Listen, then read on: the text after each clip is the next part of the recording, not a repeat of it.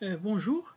Dans cette vidéo, on va voir comment manipuler les couleurs de remplissage pour une forme ou couleur du gradient. Je vais créer par exemple un rectangle, comme ça. Bien sûr, je peux définir la couleur de remplissage sous trois possibilités. Je peux par exemple euh, cliquer ici deux fois. Bien sûr, je choisis l'outil sélection. Je clique ici deux fois par le bouton gauche de la souris. Comme ça va me donner la possibilité de choisir une couleur parmi donc une plage de couleurs. Par exemple, je peux choisir le rouge et je clique sur OK. Donc je vais définir la couleur rouge comme couleur de remplissage. Je peux bien sûr cliquer ici, à la place de cliquer ici deux fois. Je peux cliquer ici pour définir la couleur. Par exemple, le vert. Je peux ainsi définir la couleur à partir de cette option-là. Donc cette palette-là, ça va me donner donc plage de couleurs. Je peux le définir avec une pipette, par exemple violet, etc. Donc voilà, j'ai ici trois possibilités. Soit une couleur de remplissage, définir la couleur de remplissage, soit, c'est-à-dire une couleur standard et régulière. Ici, il s'agit à la place d'une couleur régulière, je peux définir une couleur dégradée, c'est-à-dire le gradient. Je vais jouer sur le gradient. Je clique une seule fois, clic gauche de la souris, ça va. Donc, une fenêtre va apparaître ici qui est conçue pour définition des couleurs de gradient. Ici, j'ai deux points.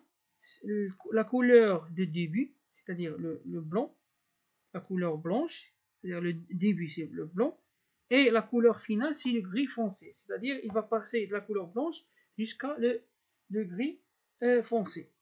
Maintenant pour définir une autre couleur de début, qu'est-ce que je vais faire? Je vais pointer le curseur sur ce barre de dégradé, donc, la première barre de départ, je pointe le curseur de la souris sur le barre et je clique deux fois sur le bouton gauche de la souris.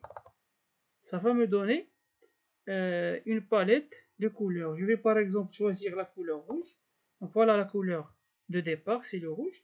Maintenant, je vais choisir la couleur d'arrivée, c'est-à-dire la couleur finale. Je clique deux fois par bouton gauche de la souris sur le point de final. Ça va me donner de choisir la couleur finale. Par exemple, je vais choisir le jaune. Donc voilà, vous remarquez que on passe par la couleur de départ, le rouge, jusqu'à la couleur jaune.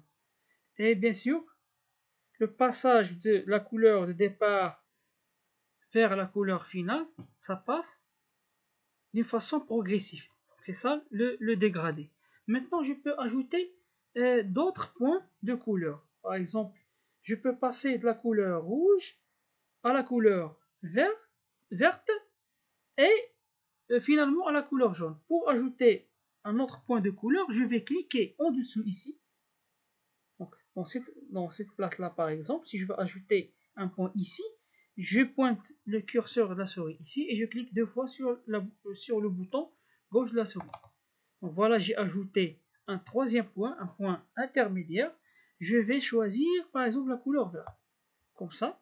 Donc voilà, maintenant j'ai trois couleurs. Couleur départ rouge, la couleur intermédiaire c'est le vert et la couleur finale c'est le jaune. Je peux ainsi ajouter une infinité de points. Par exemple, je vais ajouter ici le violet. Pour cela, je vais cliquer deux fois ici, deux fois par le bouton gauche de la souris. Et je peux ajouter, par exemple, Magenta. Donc cette couleur-là. Donc voilà, j'ai quatre couleurs. Donc vous pouvez ajouter n'importe donc le nombre de couleurs que vous voulez. Bien sûr, je peux définir le type de gradient. Il s'agit par exemple d'un type linéaire, c'est-à-dire la couleur, ça se passe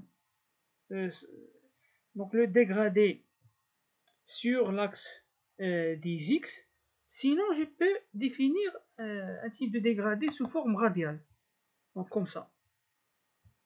Donc vous avez soit la forme linéaire, soit la forme radiale. Vous pouvez ainsi définir l'angle du gradient.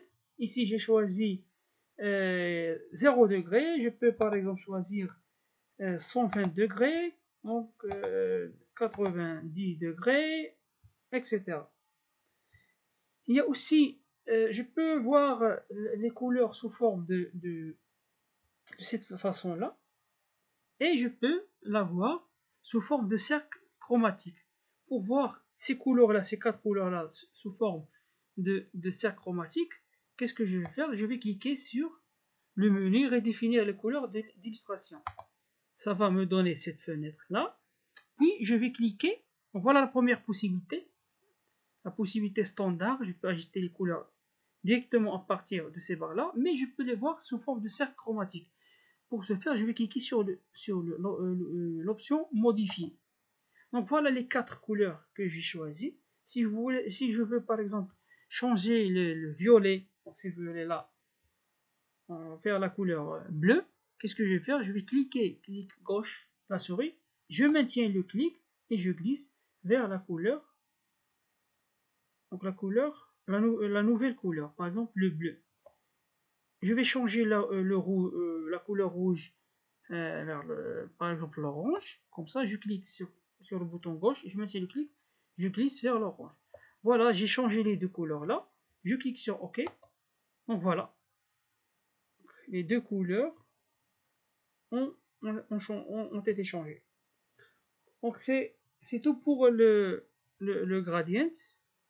Donc c'est à vous de tester ces options-là. Vous pouvez bien sûr ajuster non seulement la couleur de l'intérieur, mais vous pouvez ainsi changer la couleur des contours. Vous pouvez ainsi, à la place de définir une couleur régulière ou une couleur sous forme de dégradé, vous pouvez définir une texture. Par exemple, je peux choisir un rectangle et le remplacer, à la place de le remplacer souvent de dégradé, de couleurs dégradées ou couleurs régulières, je peux choisir par exemple une texture comme ça.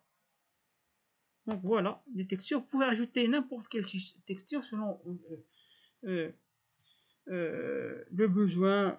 Par exemple, vous pouvez ajouter une texture arabe, vous l'exporter, ou plutôt vous l'importer ici, puis vous pouvez l'utiliser pour le remplissage des formes géométriques. Donc c'est tout pour cette vidéo là et merci pour votre attention.